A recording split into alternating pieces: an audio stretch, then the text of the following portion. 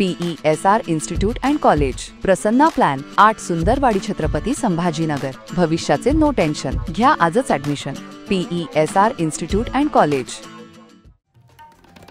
अमरावती शहरात चोरांचे प्रमाण वाढलं असून साईनगर भागात या चोऱ्या झाल्या आहेत। तर छंगाणी नगरमध्ये 6 घरे रात्रीतून घरं फोडण्यात आली।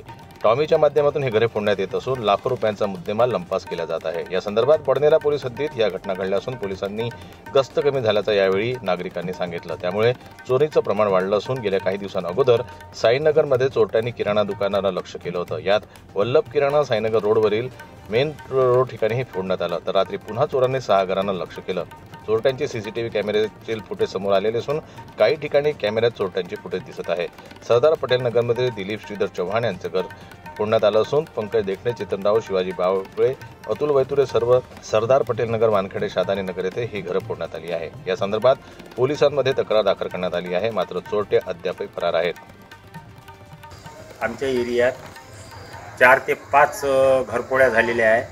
त्यात माझं पण घर फुटलेलं आहे आणि माझ्या घरातला 25 ग्राम ऐवज आणि 7,000 रुपये रोख कॅश आणि सेकंड नंबर पंकज दखणे यांच्या घरचे 201 ग्राम सोनं आणि 3 लाख कॅश आणि उर्वरित 3 घरात रिकामे घर असल्यामुळं पण घरफोडी झालेली आहे।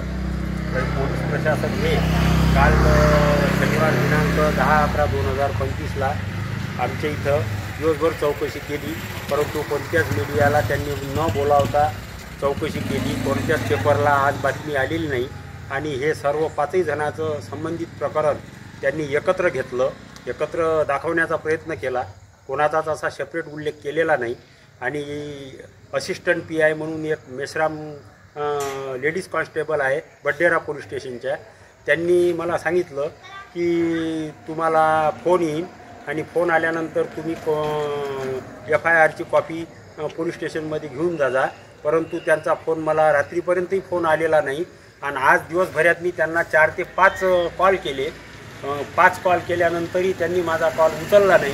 हे प्रकरण जे आहे तर हे नॉर्मल स्थितीत घेण्यात येत आहे आणि पूर्ण सरदार पटेल नगर एरियात दहशतीचं वातावरण निर्माण झालेलं आहे, परंतु कोणत्याच प्रशासनाची याच्यावर जबाबदारी दिसत नाही आणि कोणत्याच वर्तमान पेपरमध्ये याचा आजच्याही तारखेत कोणताच उल्लेख झालेला नाही। नागरिकांनी ह्या चोरांमुळे भीती दर्शवली असून यावर त्वरित अंकुश लावावा अशी मागणी नगरवासियांनी केली आहे। या संदर्भात काही नागरिकांनी प्रतिक्रियाही दिली आहे।